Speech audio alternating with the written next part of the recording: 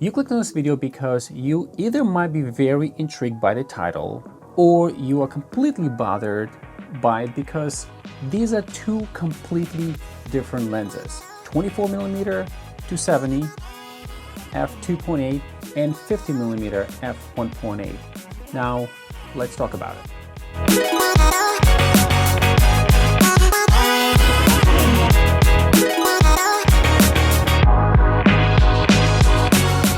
So guys, when I purchased my Z6 II about a year ago, I was looking for a lens to go along with it, and I settled on 50mm f1.8. This is a spectacular lens. If you are on the market to purchase your first Z-mount lens that's gonna go along with your Nikon mirrorless camera, hands down, this lens is spectacular.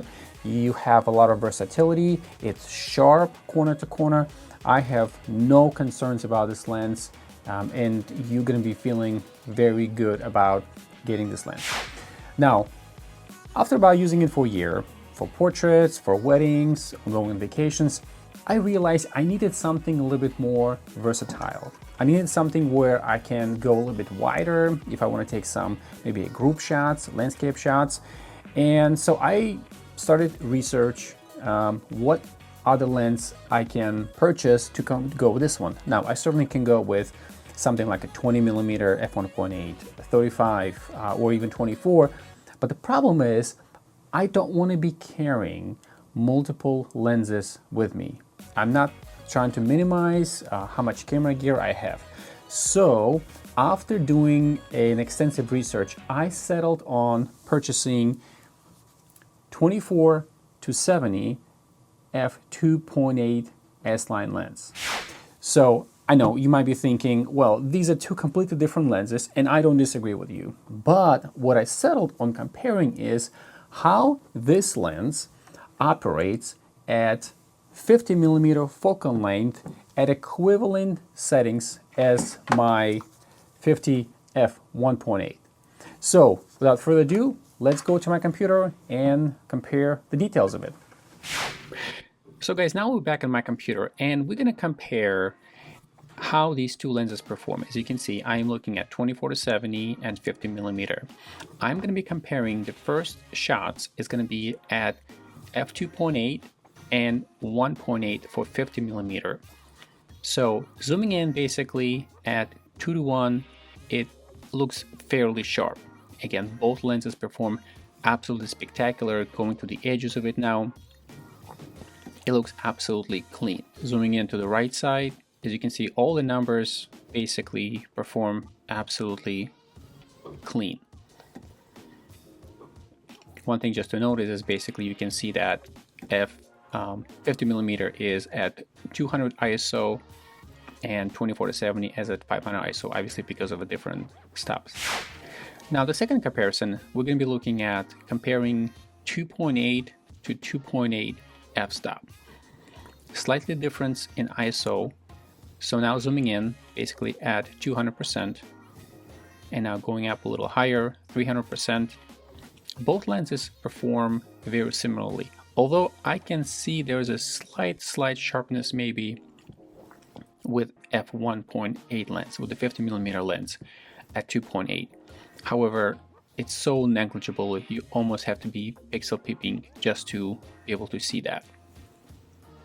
Going to the edges, very similar. One thing I want to note is that when I dialed 24-70 to 50mm, I can see that the focal length between two lenses is slightly different. Do you see this blue line on the right hand side of the 50mm lens?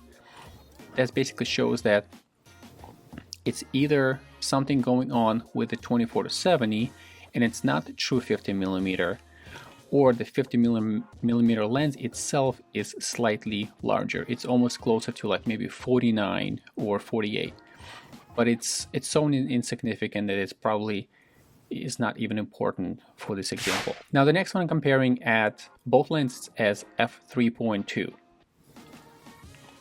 Zooming in, looking at the details, I want to say 50mm is slightly sharper and I would say just maybe like by a hair, 1%. But again, it's very insignificant for most photographers. My next comparison is going to be both lenses.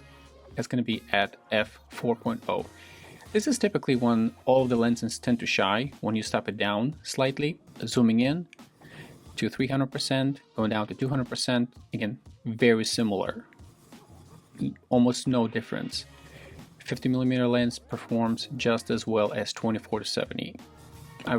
It's very hard to detect anything, and I'm not sure exactly how YouTube algorithm compresses it down, whether you guys can see exactly what I'm seeing, but based on my observations, they are so close together. Now the next comparison is looking at f5.6 for both lenses, 24-70 and 50mm. Zooming into 200%, almost identical as well. So it's really, guys, hard to detect any kind of difference between these two lenses. I do want to say, maybe I'm sounding like a broken record, but it looks like the 50mm performs slightly better. But this slightly better is almost maybe because it's a prime lens. That's why it's providing a better performance. But keep in mind, with 24-70, you have 3 lenses on you. You got 24, you got 35, and you have a 50. And my last comparison here, looking at f8 for both lenses, there's absolutely no difference between these two. I would never be able to tell which lens is which. They're both still absolutely sharp. They crisp at centers as well as on the edges on both sides. And I'm zooming in right now at 400%. Again, on both lenses, it is really hard to detect the difference between the two lenses. So am I happy with both lenses? Very much. This is just looking at 100%. Rendition of both colors is the same. Again, because we're looking at different gray color variations, and it's almost identical. Guys, keep in mind, this is not a super scientific test. It's just me putting something on the wall and trying to make comparisons. You know, this is zooming into 800% and looking at both lenses. 24-70 is on the left, 50mm is on the right.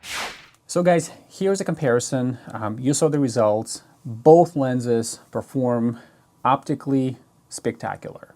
I would say that 50 f1.8 is just slightly sharper than 24-70. But when I say slightly, it's so barely noticeable. You have to be using a computer to pixel peep and zoom in just to see.